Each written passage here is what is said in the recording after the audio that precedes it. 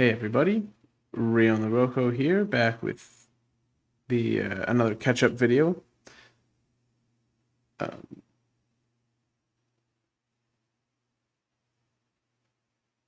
I appear to have, as I'm looking at this, I appear to have cut the first chapter out. So I'm sitting here and watching it, going like, "What the fuck?"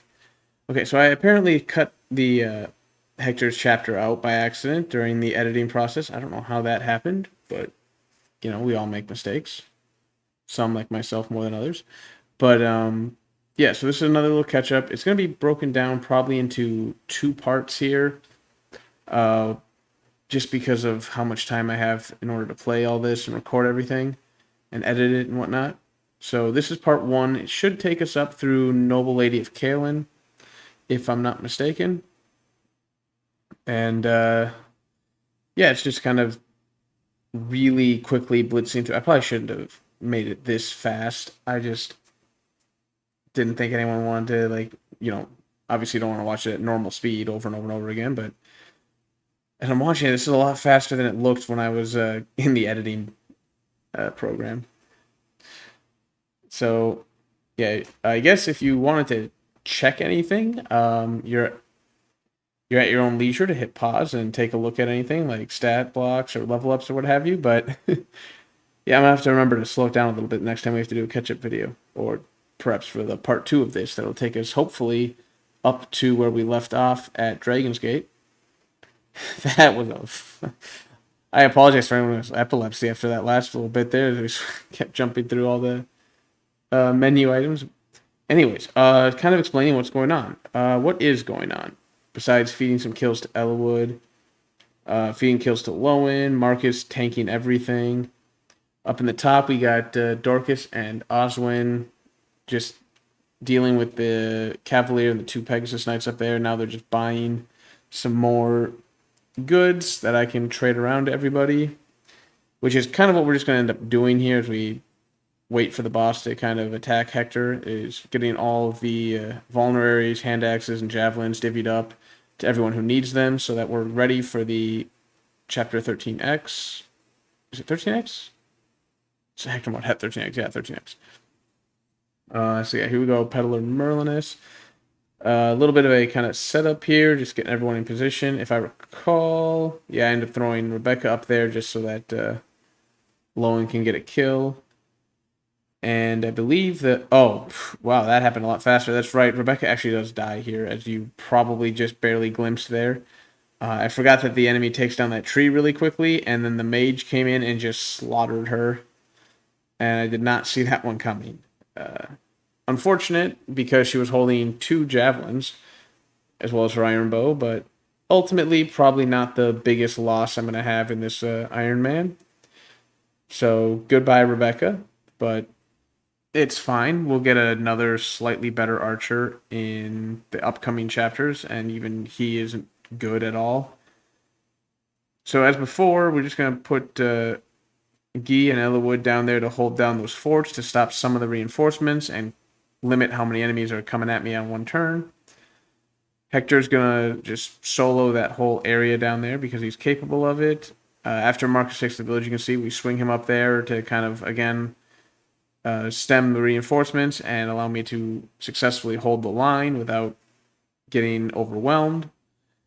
And we actually almost get to the boss, but we're a turn or two behind what we would need to actually get there. Oh well, what are you going to do? So here's False Friends. Jesus, this is blazing. I'm sorry, I'm going to have to slow it down again. Holy crap. I wanted to freeze frame this part here just because the Urk, as you can see, with Lowen's model, I thought that was hilarious. So I freeze framed that one a little bit and paused it just because, I don't know, I got a kick out of it, but, whatever. Lowen's model with Urk's color scheme, I thought it was funny. Anyways, whoa, the whole screen just shrunk a little bit. I must have screwed something up in the editing booth after that freeze frame there. Whoopsies. Not a big deal. Not a big deal. It's not, you're not losing anything. Just got some more black bars around the side there. So yeah, we go through False Friends pretty decent, all things considered. I purposely kind of trying to engage Eric a little bit earlier than I normally do, just because I want to try and pull him. I want to try and get through these chapters relatively fast and try and get back up to where we were.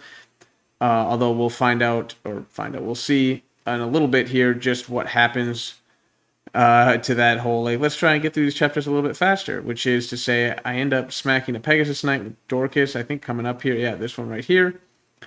And it runs back to go sit on the fort because of healing AI. And then it comes back and gets smacked around a little bit and goes back to the fort. And I realized I need more than just Dorcas there, or that same thing's gonna keep happening because there's 2 Pegasus Knights and he can only kill one per turn.